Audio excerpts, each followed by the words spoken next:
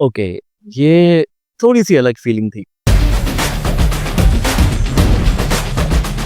जो अभी मैंने देखा ये मेरे लिए थोड़ा-सा आउट ऑफ सिलेबस था। थलपति विजय 69th फिल्म जननायकन को लेकर जो प्रमोशनल मटेरियल्स हमारे सामने सो फार आए थे, उनकी वजह से मुझे इस मूवी को लेके स्केप्टिसिज्म्स थे। क्योंकि ऑब्वियसली जो पोस्टर्स आया, जो भी आया, they were very low effort and considering the fact कि ये विजय की लास्ट फिल्म है बिफोर हिज पॉलिटिकल करियर। लेकिन अभी ये जो सामने आया है, the first roar, this was unexpected. In fact ये होना चाहिए था फिल्म का पहला प्रमोशनल मटेरियल। ये वो चीजें होती हैं जो कि हाइप जनरेट करती हैं। तो फाइनली हमारे सामने एक विजुअल ग्लिम्स आता है जननायकन का। अब ऑब्वियसली इससे हमको स्क्रिप्ट, स्टोरी या कुछ भी ऐसा मालूम नहीं चलता, तो हम यहाँ पे कुछ भी जज नहीं कर सकते कि भाई कुछ बहुत भयानक स्टोरी होगी या फिर मीडियोकर होगी या बेकार होगी या व्हाटएवर। लेकिन from a fan service perspective ये पूरा जस्टिस देती है थलपति विजय के फैंडम को। From the look to the presentation to the visuals to the BGM, the first roar जो है वो इसके लिए एकदम एप्ट टाइटल है। This mass presentation is what Thalapathy Vijay stands for. Honestly इस फिल्म के लिए जो फर्स्ट स्टेप्स हैं एंटिसिपेशन के, ये ग्लिम्स मेरे लिए वो स्टार्ट करता है। फर्स्ट स्टेप ऑफ एंटिसिपेशन इस बात का कि भाई थलपति विजय का जो मास प्रेजेंटेशन इस फिल्म में होने वाला है,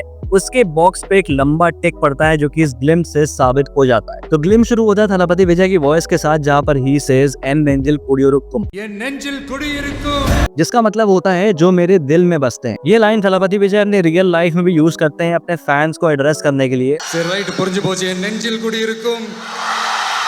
सो इस लाइन से इस ग्लिम्स का स्टार्ट होना एक सेंस ऑफ इमोशनल अटैचमेंट देता है। फिर लिख के आता है, a true leader rises not for power but for people, a clear meta reference to इस पॉलिटिकल पार्टी टीवी के। और ये बात मैंने ऑलरेडी कह रखी थी कि इस फिल्म में हमको भर भर के रेफरेंसेस देखने को मिलेंगे विच विल कोइंसाइड विद इस पॉलिटिकल पार्टी टीवी के। थलपति विजय जिस मीडियम से इस मुकाम तक पहुंचे, मूवीज, वो उसी मीडियम को यूज कर रहे हैं to send his clear message. फिर यहाँ पर पहला फ्रेम आता है जो ऐसे ब्लर्ड है, आगे ढेर सारे आदमी खड़े हैं, आसपास बिल्डिंग्स, कार्स वगैरह जल रही हैं, which clearly indicates कि यहाँ पर दंगा हुआ है। ऑल्सो यहाँ पे ध्यान दो, यहाँ पे फूल पड़े हुए हैं, वो फेंकने वाले फूल, एंड ऐसे रोड पर पड़े हुए हैं। एंड सिंस ये एक पॉलिटिक्स बेस्ड मूवी है, तो यहाँ पर जो पहला वाइल्ड गेस मेरा जाता है वो ये है कि ये फूल यहाँ पर इसलिए पड़े हैं बिकॉज यहाँ पर कोई पॉलिटिकल रैली हुई है, तो वहां पर ऐसे फूल फेंके जाना बहुत ही आम बात है। एंड उसी पॉलिटिकल रैली की वजह से यहाँ पर दंगे हुए हैं। फिर एकदम से एक तलवार जमीन पे, एंड तलवार पे हम यहाँ डिजाइन भी देख सकते हैं ड्रैगन की। एंड एंट्री होती है थलपति विजय की एज अ कॉप, और हाथ में कटाना लिए हुए, जिसके अगर हैंडल पे ध्यान दो तो थलपति लिखा हुआ है। बैच के ऊपर मैंने ट्राई किया बट कोई ऐसा नाम विजिबल नहीं हो पाया। तुम में से किसी को कुछ मालूम चले तो बताना। बट भाई थलपति विजय का यहाँ पर लुक,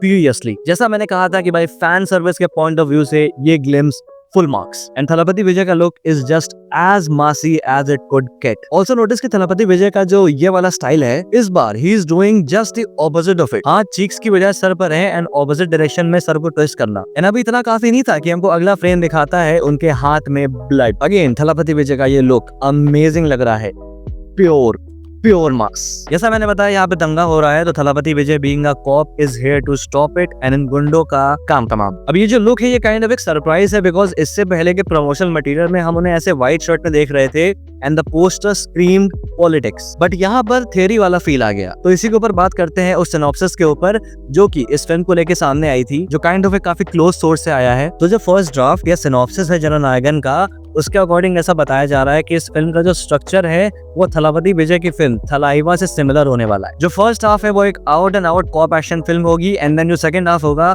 वो पॉलिटिकल एलिमेंट से डील करेगा। थलाइवा का जो स्ट्रक्चर है वो कुछ ऐसा था कि भाई थलपति विजय सिडनी में रहने वाला था और उसके फादर एक गैंगस्टर होते हैं जिसकी मौत हो जाती है, तो जिसके बाद थलपति विजय इंडिया आके उसका मेंटल अपने हाथ लेता है एज अ गैंग लीडर। तो अगर सिमिलर स्ट्रक्चर यहाँ जननायकन में है, तो यहाँ पर गैंगस्टर से रिप्लेस कर दो पॉलिटिक्स को। अब बाप वाला एंगल होगा या नहीं ये तो हमको नहीं पता, but first half will be Thalapathy Vijay's adventure as a cop, जहाँ he is a rowdy massy cop जो थोड़ा दायरे से बाहर जाना पड़े तो जाएगा, but he won't tolerate injustice. जिसके बाद कुछ चीजें होंगी, कुछ इवेंट्स होंगे, जिसके बाद से उसको एहसास होगा कि भाई एज अ कॉप वो इस सिस्टम में उस लेवल के चेंजेस नहीं ला सकता जो कि वो लाना चाहता है, जिसके बाद he will enter politics. Also notice किया थलपति विजय के बाल ब्लैक हैं, बियर्ड ब्लैक है, जबकि उनके इस लुक में he has grey hair, grey beard, which means cop और पॉलिटिशियन वाले आर्क में एक लंबा टाइम गैप भी हो सकता है। इसके अलावा इस फिल्म के प्लॉट के बारे में कोई भी अजम्पशन करना बेकार है, तो भी फर्दर कुछ चीजें आएंगी, ट्रेलर वगैरह आएगा तो उस पर और बात करेंगे। फिलहाल के लिए जो इस ग्लिम्स का पर्पस था वो मेरे हिसाब से पूरा हुआ, हाइप जनरेट करना, and obviously the music by Anirudh